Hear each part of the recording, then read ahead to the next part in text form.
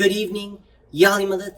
Welcome to another installment of Summer Reflections. It's September, but summer doesn't officially end until the middle of the month, so we're going to keep this train rolling until Friday Night Reflections returns. I'm Jahangir Valiani, and I'm joining you from sunny Saskatoon, Saskatchewan. Try saying that 3 times fast. Tonight marks the beginning of the last long weekend of summer, so as we get ready to send our kids back to school, we thought it would be good to reflect on the role of faith in learning.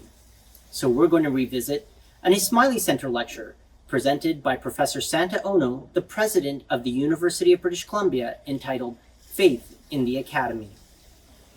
Professor Ono was installed as the president and vice-chancellor of UBC in 2016. He serves as the chair of the U15 group of universities, on the board of directors of Universities Canada, as well as the chief innovation advisor to the province of British Columbia, among numerous other roles. Prior to joining UBC, Professor Ono was the president of the University of Cincinnati and was named America's most notable university president in 2015 by Inside Higher Education. He is a molecular immunologist by training, educated at the University of Chicago and McGill University. He is a fellow of the American Association of the Advancement of Science, the Canadian Academy of Health Sciences, the National Academy of Inventors USA, and the Johns Hopkins Society of Scholars. After his presentation, Professor Ono will be joined by Professor Deborah MacLatchy, the president of Wilfrid Laurier University, for a conversation. I hope you enjoy the program. Now, this is a topic that I can tell you, as you heard from the introduction, I never really thought I'd be speaking about during my childhood or during my early career as a faculty member. But before I get started into the topic of today's conversation, I'm greatly honored to be invited to address you and to be at a second Ismaili Centre. I gave a talk similar to this in Vancouver, but on a different topic a couple of years ago. I want to thank you, President Kasim Laka, President Banji, and to the entire Ismaili Council for inviting me to give this talk and for such a warm welcome. It was really an eye-opening experience to walk around this second center that I've had a privilege of seeing, and also to go to the museum and to look at these beautiful grounds on 17 acres here in GTA. And for all of you who are attending here, those of you who are not part of the Ismaili Centre, thank you for coming out today to have this conversation. I hope that it will be a meaningful conversation for you, because I think that the questions of faith and science and our own lives are really central to things that we think about on a regular basis, each and every one of us, when we think about our identities. It was my absolute pleasure to tour the Ismaili Centre, the Aga Khan Museum, and the Aga Khan Park. The architecture of this building, of the museum, of the grounds, is extraordinary. And my father and brother and uncle and cousins, who are all mathematicians, I'm sure would be suitably impressed by the thought that's been put in the geometry and the meaning that you can find in every corner of this magnificent campus. And I think got just a surface view of what each of the different structures on the grounds and the buildings, what they mean, and it means a lot. And it has tremendous significance in terms of its location and direction, and really focus on a higher being, something which is central to my life and also central to this community, really being humble about who we are and the position that we play in this universe. And so for me, it's inspirational to come to Ismaili Centres and to listen to the words of the Aga Khan himself, because they ring so true and they resonate so much with me. This center truly does provide a bridge to friendship and understanding for the wider community. It opens our minds and hearts to pluralism, something which is needed here in Canada, in Ontario, around the world, this continent, something that is needed perhaps more now than ever before. All you have to do is switch on the news and see about all the conflict that arises for lack of understanding and respect for people that think differently from each other. So thank you to this community for providing venues in 6 such locations to have these kinds of conversations, because that is really central to the formation of the next generation of global citizens, but also central to world peace. Your message resonates personally with me. My own experiences have made me very aware of the different cultures and races and how they interact and how they're treated in society, and especially in the microcosm of higher education, that in many ways I believe really is a reflection of the tensions that exist around the world. I really had a wonderful time speaking with academics around this audience about the different cultures that exist on different campuses and different institutions, even in the same province. The differences that result from demographic differences between our campuses. Situations where one's faith is respected and situations where people are afraid to talk about their faith. And really talking about these different experiences that we all face is really a way for us to understand the differences around the world. And for that reason, I really appreciate the work of this center and the other Ismaili centers in this regard. Some of you may know that I was thrilled and very honored to meet His Highness the Aga Khan in person in October. It was an occasion that was historic for UBC and for our neighboring sister organization, Simon Fraser University, when we, for the very first time in our histories, joined together to award His Highness an honorary doctorate, actually 2 honorary doctorates, in a joint conferral ceremony. And when I spoke with His Highness, he said it was intentional. He said that he had been admiring both institutions for a long time, but he wanted to make it so that we would work together. Even though we have different demographics and slightly different missions, he felt that it was consistent with his views to bring 2 different institutions together in the same metropolitan area together. And it had a powerful effect on me, on Andrew Petter, and the 2 institutions. We were privileged, both institutions, to recognize His Highness's outstanding humanitarian contributions in fighting both poverty, but also in improving health around the world, in providing equal education for millions of people in underdeveloped and war-torn parts of the world. If you don't know much about His Highness, you should look it up. He's an extraordinary individual. There's an inspiration to everyone who meets him. And I had the extra special opportunity to spend time with him for an entire hour after the ceremony. And his humility and his love of humanity shone through brightly during that entire hour. None of it was about him, although we were there to honor him. It was all about how we should work together to make the world a better place, especially those that are least privileged. I'm proud to say that the University of British Columbia has a long history of collaboration with the Ismaili community to collaborate on a number of initiatives, globally through the Aga Khan Development Network and locally through the Ismaili Council of British Columbia. UBC is working with the Council of BC to establish a joint liaison committee to explore areas of collaboration, to expand those between the 2 institutions. And we hope to grow that for every single year into the future.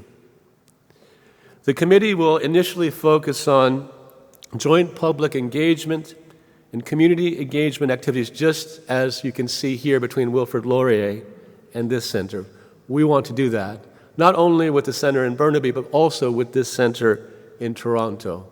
There isn't actually that much distance between UBC and here, especially in the advent of rapid transportation. So we want to grow these links, and we've already been talking about that possibility during the past couple of hours together. In June, representatives of the Aga Khan University visited UBC, and this occurs on a regular basis. And we had a roundtable discussion about increasing collaborations between the two institutions.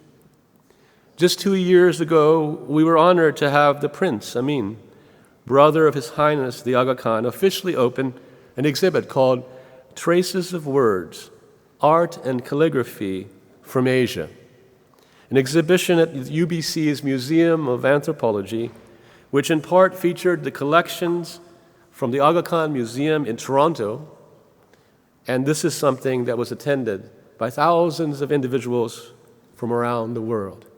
We hope that's one way that we can amplify the beautiful message from here on the West Coast, but also to visitors from around the world in our Museum of Anthropology.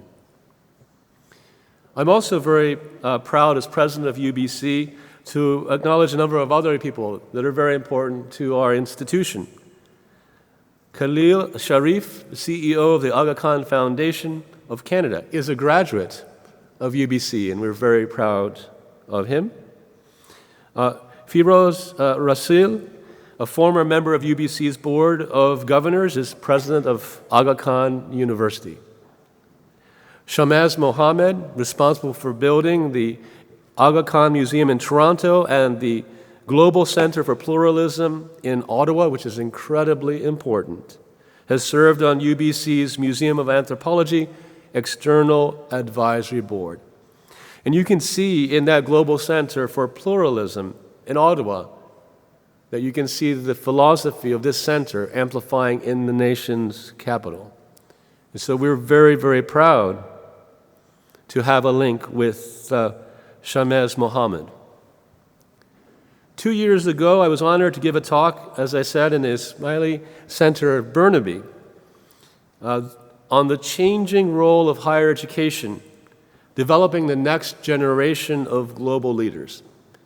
And I was very heartened and excited to see so many members of the local community, especially lots of primary and secondary school students at that. And I was very excited to interact with many of the Ismaili students at UBC and SFU at a reception following the conferring of an honorary degree to the Aga Khan.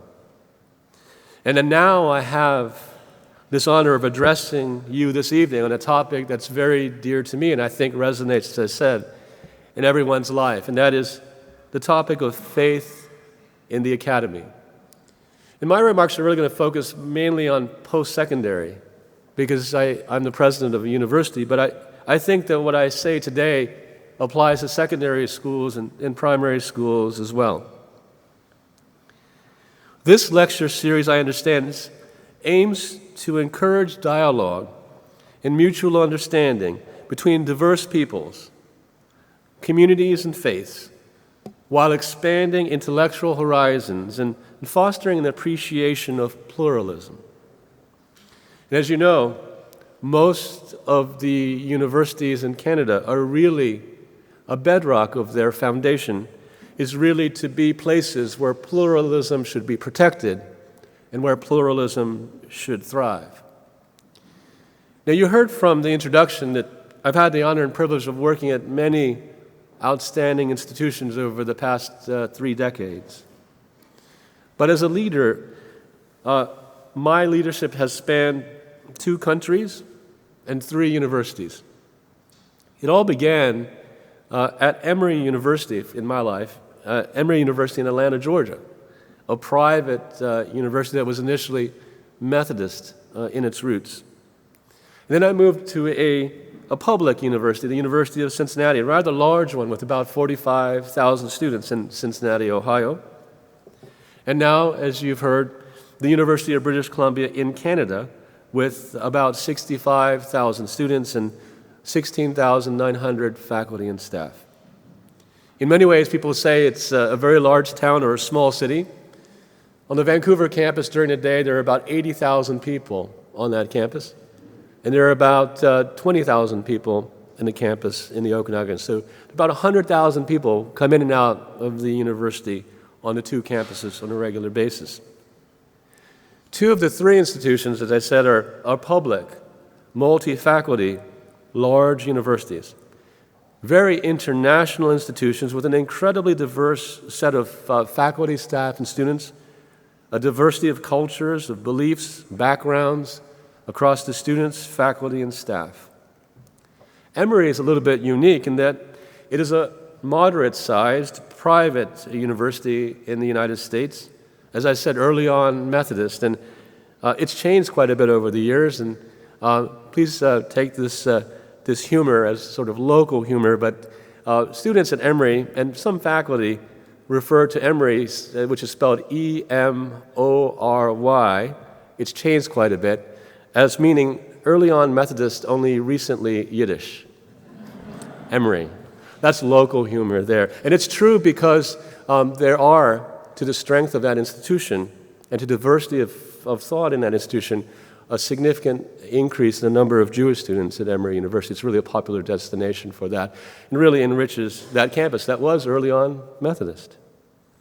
And it is in many ways then an example of the power of pluralism on that campus. But also, I can tell you, perhaps in the dialogue, that juxtaposition on that campus, which has become increasingly diverse, where there are Christian, Jewish, and Muslim students together, sometimes a source of challenge and tension between groups on that campus. We can get into that a little bit more. So with the power and benefit of pluralism on that sort of campus also comes challenges, or, if you look at it in another way, opportunities.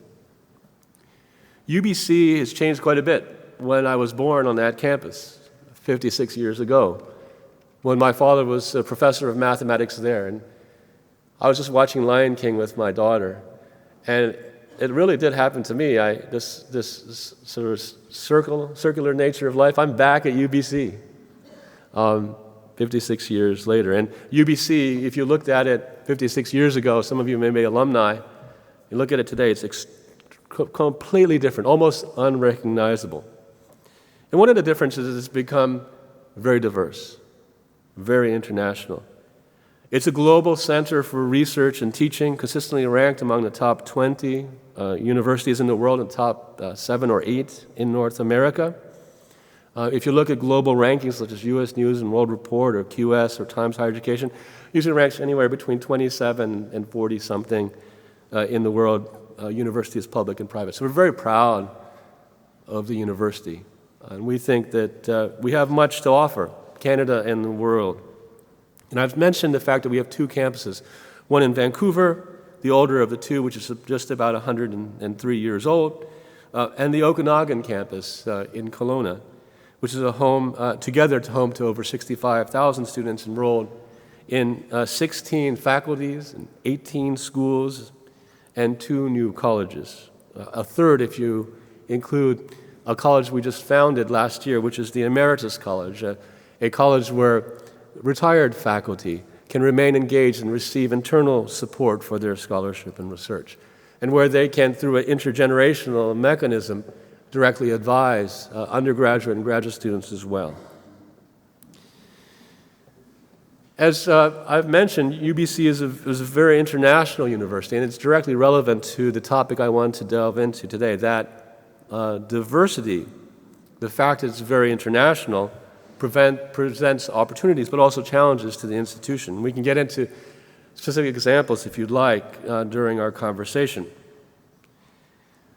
Last year, we were ranked the 2nd most international university in the world, and in the year before, the #1 most international university in the world. So it gives you an idea of the demographics of the institution. I think there's several reasons for this very diverse nature of the university. One is that we have been committed for a long time to student mobility, and we have lots of very fruitful bilateral and multilateral agreements with universities around the world that we have been cultivating for quite some time. And we have also, in many ways as an institution, tried to build global connectivity through our research initiatives. So UBC is very diverse, very international, and we've done so intentionally. Not so much to create pluralism in terms of thinking about faith, which is what we're going to talk about today, but really, we believe, build a richer environment for teaching and for research. And with that has come the opportunity and the challenge of bringing together multi-faiths onto a secular campus at its foundation. We have partnerships with over 200 universities around the world, and they, on a regular basis, send students to the institution. And they mix with domestic students from British Columbia, but also across Canada. And our students, as is the case with many universities, reciprocally go to their institutions in different lands. And we do this intentionally. As I said in my remarks at the center in Burnaby, because we believe that it really helps the next generation understand and appreciate different nations, different faiths, different perspectives, so that they can develop into global citizens that hopefully will understand different perspectives, different beliefs, different cultures better for a more harmonious and peaceful world. So it's part of our ethos. It's part of what we've done intentionally. Now, leaving home to study in another country, students learn to appreciate different situations and people with respect to their differences and to treat different people with sensitivity. We believe that it encourages the next generation to be humble, humility really being at the core of your message, to make the effort to learn things about other cultures, and to become aware of their own biases. You see, if you're in a homogeneous community or campus, you may not even be aware of the unconscious biases that you have. In being in a campus that is intentionally diverse with many different opinions, confronts you in a very positive way, I think, of sometimes turning a mirror on yourself and understanding the unconscious biases that you have. The very nature of the campus environment is a place to foster diversity, where students encounter people whose views and backgrounds differ from their own. That's what we hope in an ideal world occurs. Sometimes it occurs, and to be frank, sometimes it results in tension, sometimes even in violence, as you've seen in news stories about what's happening on campuses around the world. We can talk about that as well. And it puts the university president in sometimes a very challenging situation, asking oneself, is this really this diverse, pluralistic community that we've created, is it really worth it when things become tough? We can talk a little bit about that. And we can talk a little bit about the changing philosophy of what a campus should be like, ranging from what University of California, Berkeley was, as the Center for Activism, where people of different views came intentionally onto campus, to one where there's a concern about whether it's hate speech, whether we are harming or hurting the most vulnerable in our community. We can talk about that. This is why faith in the academy is a topic that is very important to me, and indeed fundamental to how I've come to understand my purpose in life. You see, you have to make a decision as a leader whether you want to be open about your faith. And it took me some time to really think about what I was going to do in terms of being obviously Christian. And I'll talk to you a little bit about the thought process that went into that and how it's gone since I've decided not to be a stealth Christian. We can talk about that. And this holds for any faith. In the academy, depending upon your institution, some may actually question your intellectual rigor if you have faith, especially if you're a faculty member in a STEM discipline. It might, in some cases, depending upon your actual department or the faculty members, may be used as a reason that individuals unconsciously or consciously aren't supportive of your promotion or tenure. We can talk about that. Well, I certainly didn't start out imagining that one day I'd be called a leader. I became an academic because of my natural curiosity and passion for science. I was a high school student in the recombinant DNA revolution. You could look at Time magazine or Life magazine, and you could see pictures of people like Dan Nathans and Hamilton Smith who were winning Nobel Prizes for discovering restriction enzymes and ushering in a whole new technology of biotechnology. It was the thing to do. Just like perhaps today, the thing to do is to be a neurobiologist. As I progressed in my academic career, I also began to assume administrative and leadership responsibilities. First at Emory University in Atlanta, and then the University of Cincinnati, and now at UBC, as you've heard. And I really thought about what kind of leader I wanted to be, in addition to whether I wanted to be a stealth Christian or whether I was comfortable in my own skin and talking about my faith. And I developed a kind of leadership style that resonates with me that really, I think, in many ways is captured by your beliefs. My own leadership style is based upon a philosophy by Greenleaf called servant leadership. And the philosophy goes as this: a leader has to start from a position of humility, so almost the same starting point, and respect for others, everyone, regardless of their station in life. And to understand that there are all kinds of people that you work with or encounter, and that's especially true as a university president. You know, I truly believe that my calling is to serve every member of the community, from the first-year student to the most distinguished faculty member, from a member of the grounds crew to someone who is putting books away in our library. All of them make the university great, and my job is to serve them. The philosophy of servant leadership is that it doesn't mean that you don't, as a president or as a leader or a dean or a chairman, it's not that you don't have to make tough decisions. I do. Or that every now and then you have to assert yourself, because you do. But at the core is the foundation that in each of your interactions, even when you have to make those tough decisions, it has to start with civility and mutual respect. Part of how I reach out to the least powerful individuals, although they are just as important in an organization or society, comes from my faith. As you've heard, I'm a Christian, and I've been very involved in churches in the different cities that I've lived in. And it was an accident. I didn't grow up in a Christian family. You heard about how I went to churches only on Christmas Eve and on Easter, and I had no idea why people would get together on Sundays and also during the week for Bible study. I had no idea what the Bible was. But as a university president, my focus on service has to, especially at a secular university, be agnostic of denomination or faith. It's really about my responsibility for others and focusing on them regardless of what they might believe in. That has to be my responsibility. I cannot be directly evangelical about any faith as the head of a secular university.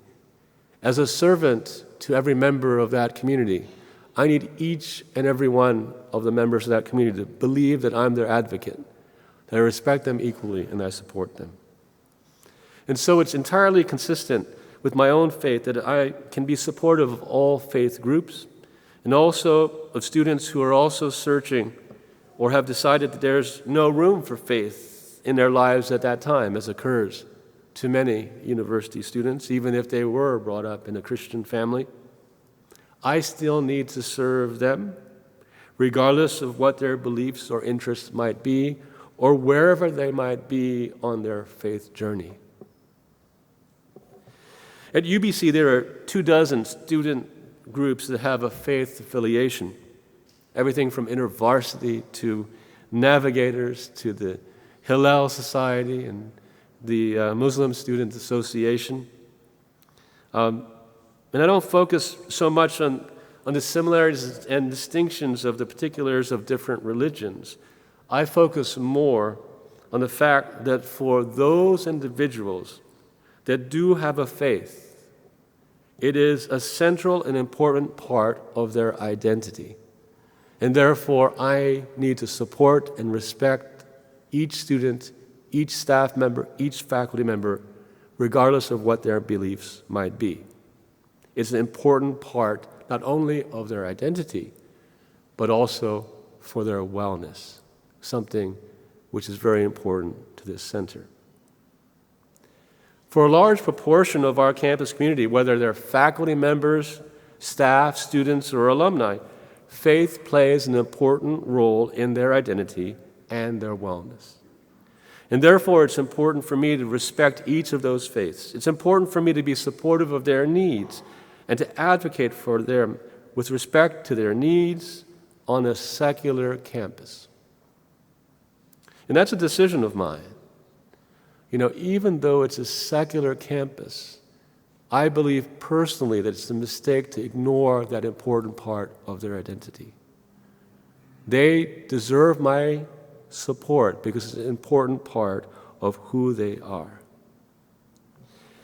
There are multiple gifts that result from having a spiritual path.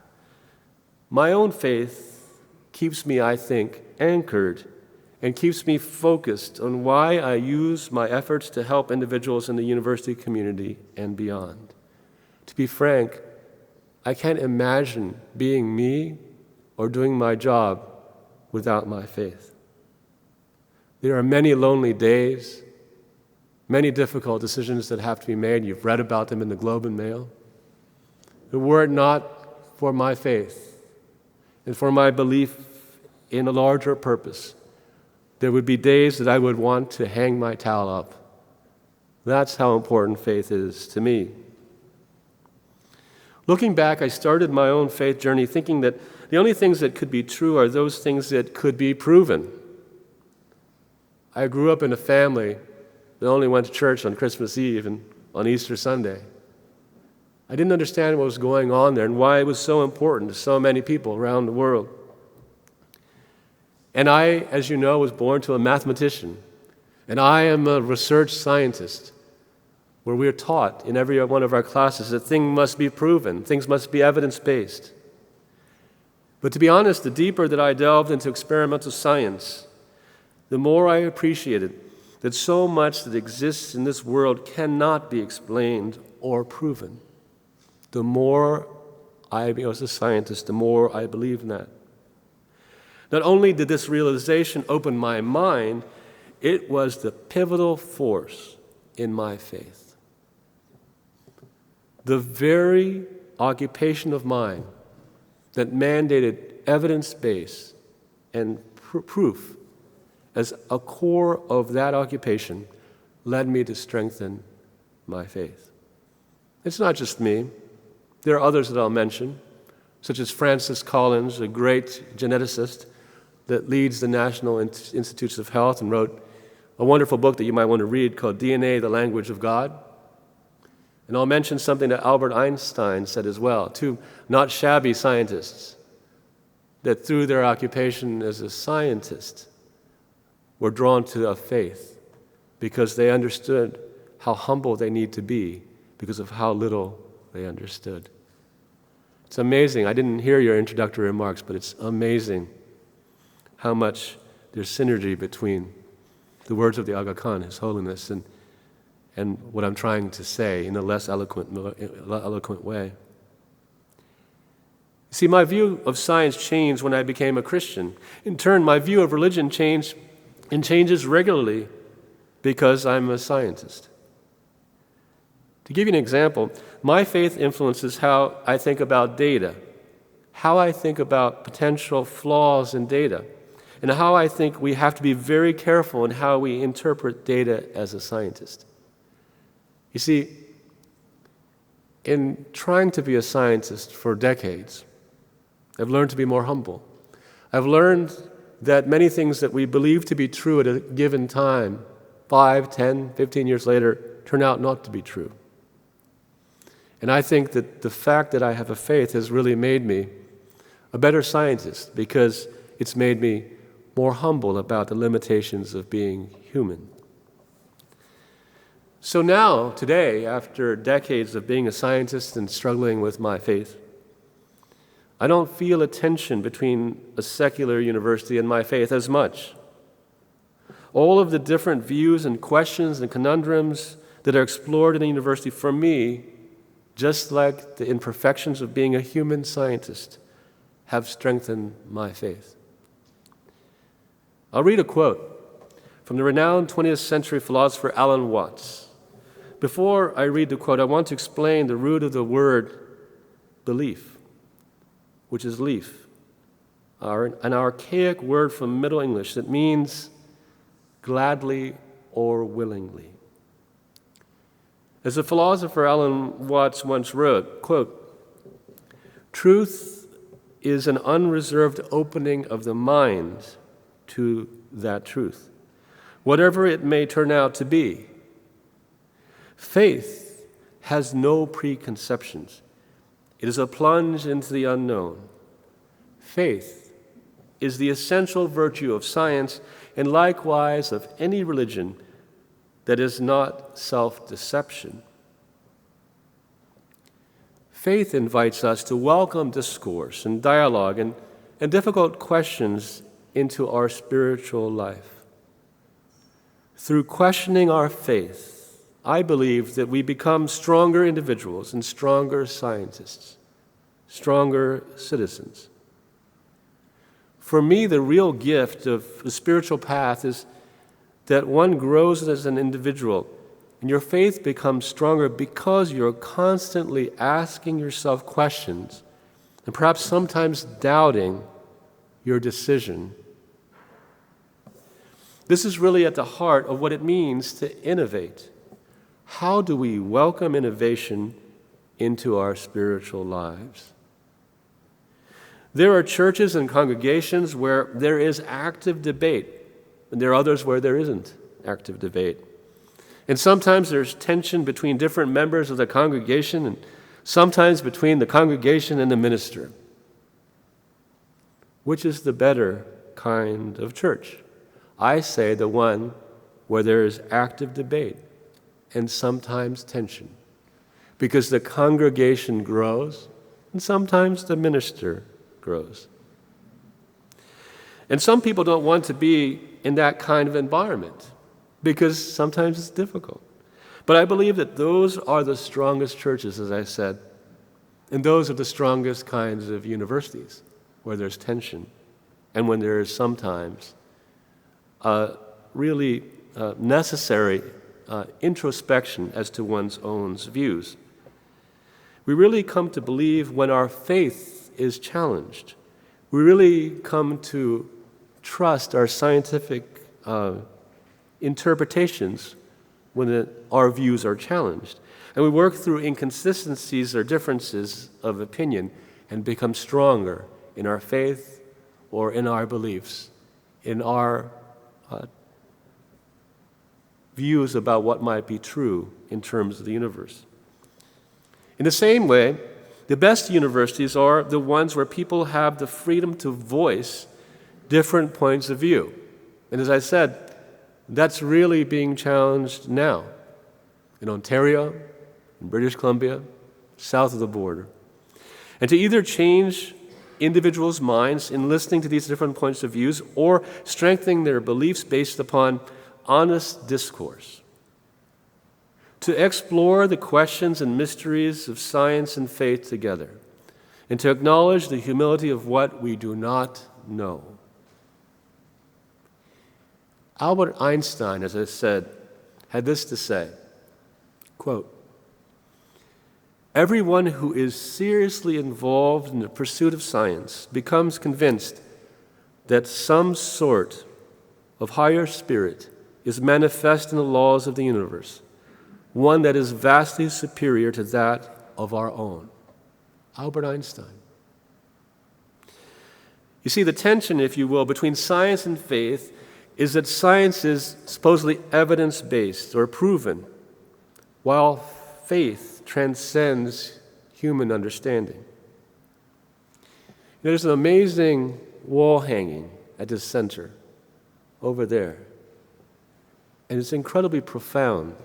If you look over there, out there in the foyer, you'll see a wall hanging. Part of it is shiny and part of it is dull. It was explained to me earlier today that the evidence for believing in one's faith really comes from clues that are in front of you and those that are less apparent. That is a very profound piece of art. You see, when we make a conscious decision to have faith in a particular religion, whether, as I said, it's based upon direct or indirect evidence, whether it's based on history or a foundational document, which is the case with many religions, all we're doing is taking that combination of clues, the history, the foundational document, the evidence that's around us, and taking a leap of faith, the very definition of the word. And if you think about it, that's what we're doing as a scientist. We're not exactly sure. We have some evidence. We have hypotheses. At the end of the day, when we write to paper, we're taking a leap of faith in taking that evidence that can be flawed because we're human, but because there are flaws that are introduced by the experimental system. In some ways, in a similar way, we are taking a leap of faith. So it's true for me as a scientist. It's also true for other scientists as well, as you heard in the words of Albert Einstein himself. I was trained as a scientist to prove everything, to only make pronouncements about something being true because there's empirical data that supports that view or that statement.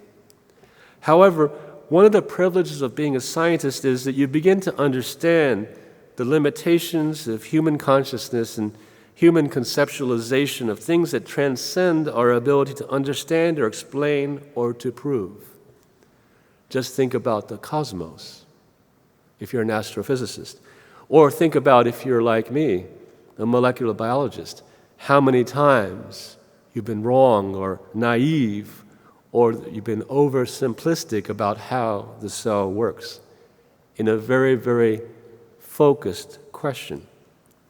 For instance, in my research on how the eye works and how the immune system protects the eye and how sometimes that goes wrong in macular degeneration, some of the brightest people in the world that I know personally have spent decades, their entire life, trying to understand how these systems work.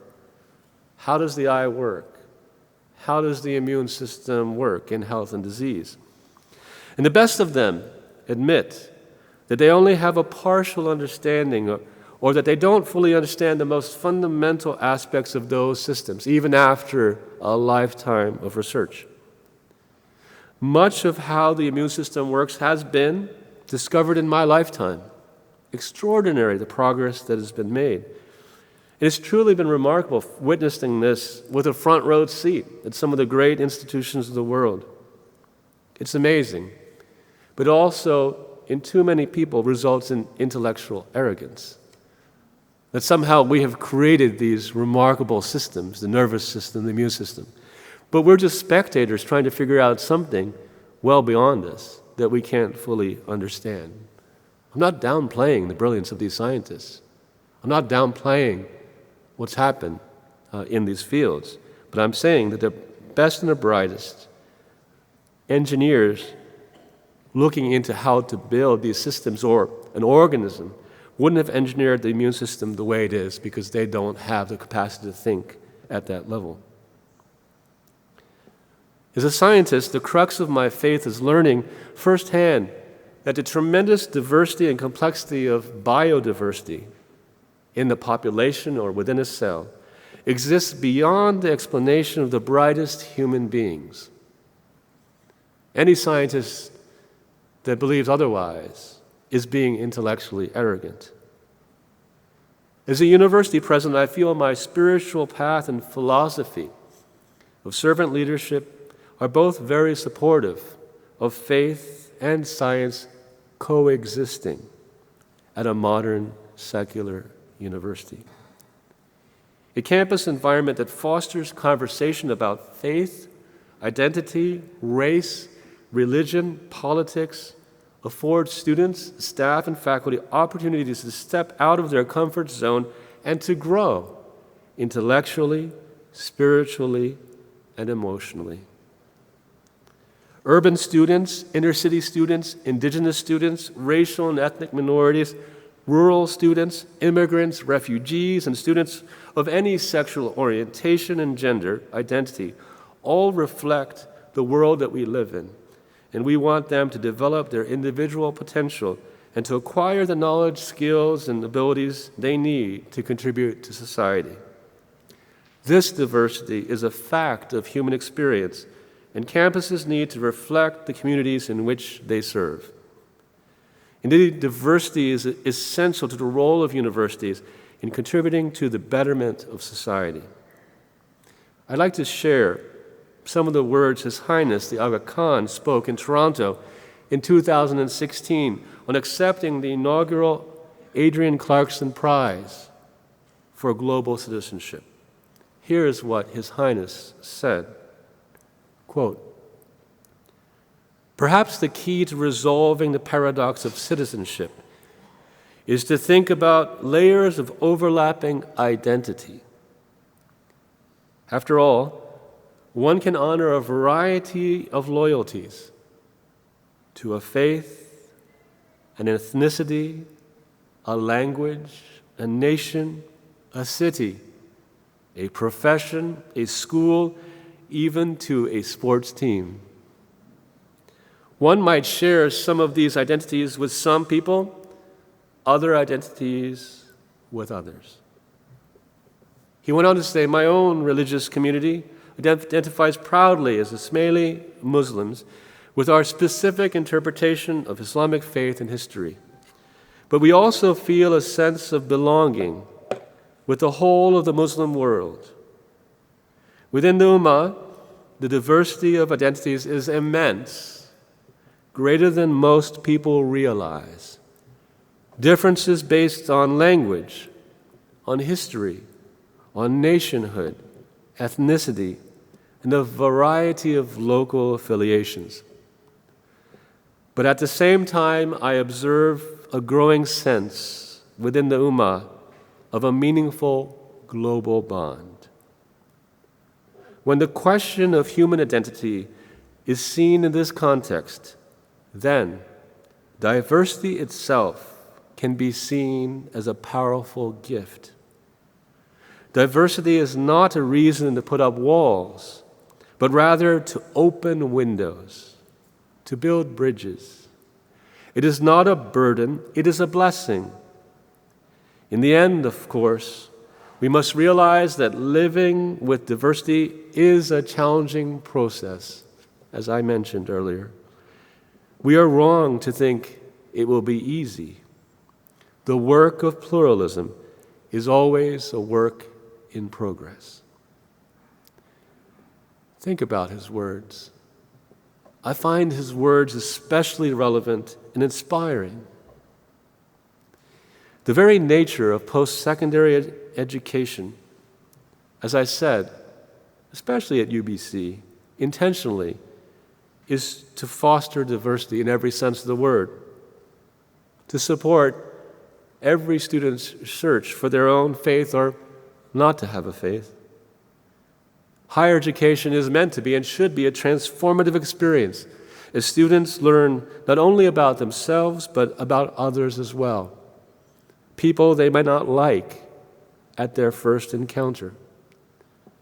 Education is an enabler of social development and mobility, and all of us should be committed to advancing the inclusion of all of those who have been excluded based upon gender, race, religion, sexuality, age, physical ability, or economic circumstances. These efforts benefit not only our institutions and our students while they're at our institutions, but we hope when they leave, hopefully as inclusive global citizens, we hope that they will go out in the world where they will become leaders in their own right, employers, parents, and global citizens. In closing, let me share with you the words of one of UBC's international graduate students that just gave a valedictory address. That student's name is Olga Pena. And this is what she said on receiving her doctorate in microbiology and immunology, one of the departments, which is my tenure home. This is what she said about her student experience at UBC. Quote, "My experience at UBC went far, far beyond just acquiring knowledge about a specific field, a scientific field. At UBC, I also learned the real meaning of multiculturalism, of multi-faith. By interacting with people from many different countries and cultures, I learned the meaning of international, of being part of a diverse community, by being engaged and engaging others in initiatives that can contribute to building a better world through dialogue, discourse, teaching, and learning. I learned the very meaning of sustainability, and not just the importance of environmental sustainability, but social sustainability, by applying these concepts into my everyday life. Most importantly, as an international student coming from a very small town called Chicurel, I also learned that I am not just a citizen of Colombia. And you, my fellow graduates, are not only citizens of Canada or Germany or the United States or China or Brazil, we are citizens of a world. I'd like to once again say how honored I have been to be here with you tonight. I believe that higher education holds great promise in meeting the social, geopolitical, and economic challenges that we face, that we see on television every day. And we need to support all of our students, regardless of their faith, even though we lead secular institutions, because it is what will prepare them to be global citizens, because it is at the very core part of their identity, part of their wellness. Thank you very much. Well, thank you, Sandra, very much for that very engaging discussion. And I do have a few questions just to start us off, and then maybe we can see where those take us. So thank you very much. And perhaps maybe you could talk a little bit about in your early years at university, what it was like to be on your own but without a strong sense of faith, and how that sense of faith did come to you. I'm going to be honest, some people may know this story, and your opinion of me is going to drop very precipitously when I tell you that I was a very ordinary undergraduate at the University of Chicago. And just like a ship will actually toss all over a rough sea without an anchor, without my faith, that's what happened to me. I went to university a little bit too young.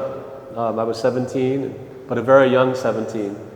And I did things that young boys in universities do in excess. And to be frank, after my first semester, it wasn't clear that I would be able to continue at university. And so to answer your question about what it was like to be a young man without faith, I really felt that something was missing in my life. And the fact that I didn't have a spiritual anchor, I didn't really know where I was going. I didn't really know what my responsibilities as a developing adult were to the world. And so my first semester was not a very good one. On one of those evenings, your opinion of me is going to drop very quickly now.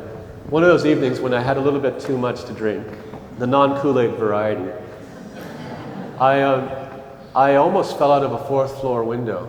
I was very happy, and I was hanging out of a fourth floor window in my residence hall, and two people grabbed me and stopped me from falling to my death. And one of them was Steve Barry, the other was Scott King. They were Christians, and they went to different churches, but they were part of a student faith group called InterVarsity Christian Fellowship. And they felt that I was a lost sheep. And they brought me to church. They even drove me to their local suburban church to meet with their pastor, and brought me to small group and large group to start learning. They felt that there was something that I desperately needed to learn. They saw that I had no spiritual anchor. And I still didn't get it. But I remember the very first time I went into a place of worship. I don't really know what it was. Without understanding anything, I felt really moved. I honestly believe now that it was the Lord really touching me. Not an intellectual thing at all, but really something that I truly felt. It took some time. I would go to McGill, and I met my wife-to-be, Wendy Yip, and she was also a scientist, and she'd been going to church every Sunday, and I was really a difficult boyfriend. I was always not agreeing with her faith, because I thought that in science you always had to prove everything, and there had to be evidence for everything, and I didn't have the maturity to understand what that wall hanging really represents. That what's happening with what you learn about history and what you read in the Bible or the foundational document in your faith, that all of these are clues, some apparent, some less obvious, shiny and dull, which you have to integrate, each and every one of us, in taking that leap of faith towards faith or towards one's belief. And so it was a rough journey. I'm not alone in having that kind of a rough journey. My wife-to-be stood with me for some reason. We were almost married for 30 years. And because of her, she really helped guide me as well. And I also, I'm very fortunate to have had church leaders that were instrumental in putting me on the right track when I would fall off at many times. And one of them is actually here, Reverend David Danner, right there. Stand up. Let's hear it for David Danner.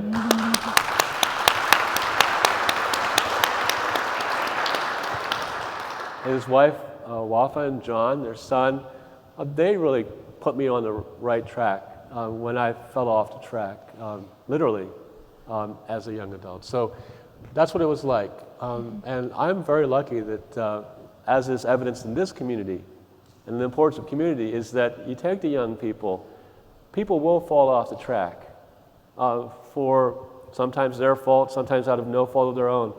As a community, it's up to all of us to take care of the youngest and the most vulnerable. And it really does take this entire community to raise a child. Thank you.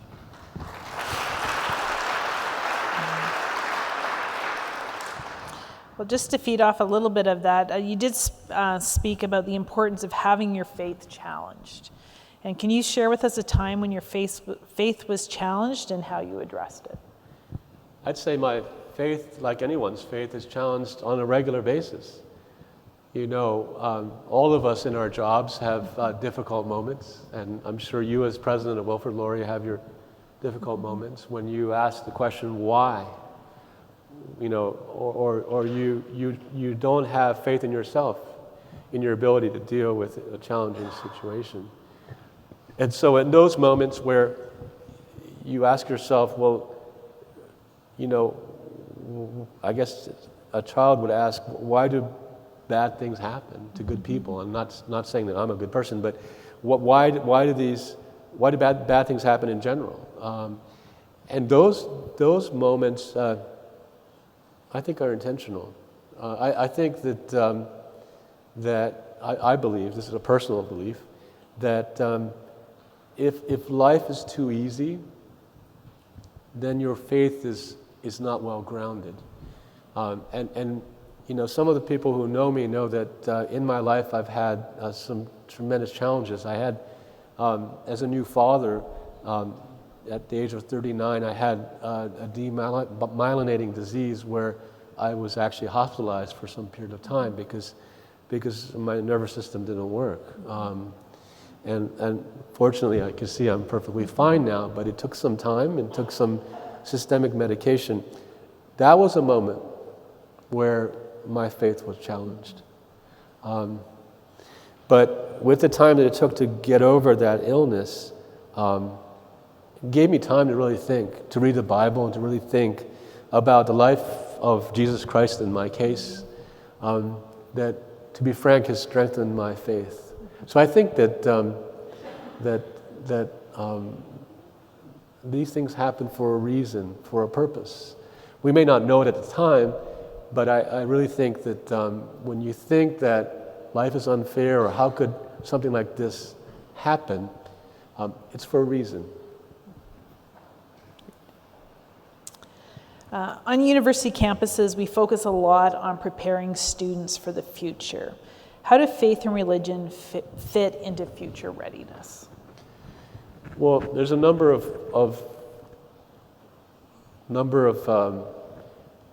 ways in which faith fit into future readiness. One is at the individual level. And so I truly believe that for individuals that are searching, thinking about their own beliefs, their own faith, as is the case with me, and this is a subset of individuals, that if they develop those beliefs, they become a stronger person, they become a stronger scientist. And so I think part of the impact of faith is on the individual.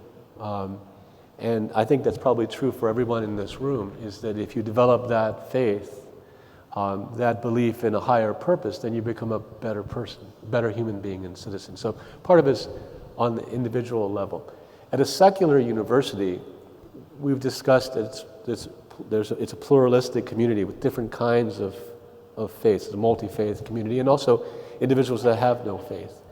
I believe that even at a secular university like UBC, being exposed to people that have very different beliefs makes you more tolerant and more inclusive. So I think that's an added benefit that results from the diversity that exists in most of our campuses. As university presidents, we both know the importance of fostering campus environments that encourage students to step outside their comfort zones and think critically about any number of fraught topics. In an area of increasingly polarized discourse, how do we encourage productive discussions between students with very diverse perspectives, whether on faith or any other topic? So I alluded to this question, and I'll talk about a specific situation which is a real situation, but this occurs almost on an annual basis. Whether you're talking about the BDS boycott movement, things have changed a lot over the past several decades. There's always been conflict. And there was a time, I think I alluded to earlier, at University of California, Berkeley, where they really relished the reputation of being the center of activism and really the center of bringing together contrasting views, sometimes offensive to another part of the campus. And felt that that was really part of freedom of speech, freedom of expression, academic freedom. But things are changing now, and depending on where you are, depending on what province you are in Canada, where you are in the US, governments are getting involved in that whole discussion. I'm sure you're very acutely aware of that. There are different institutions with very different opinions. The University of Chicago, my alma mater, has a very firm view that's been adopted by many institutions that all conversations, all perspectives, no matter how offensive, need to occur, especially on university campuses, because that's how you can learn about the diversity of opinions in the world and how you can challenge your own beliefs. So that's sort of one perspective and the bedrock of many universities around the world. What we're experiencing now is that this line between freedom of speech and hate speech is very blurry. And it's not a line that can be easily drawn. It's a line that most people don't want to draw because it's an impossible task.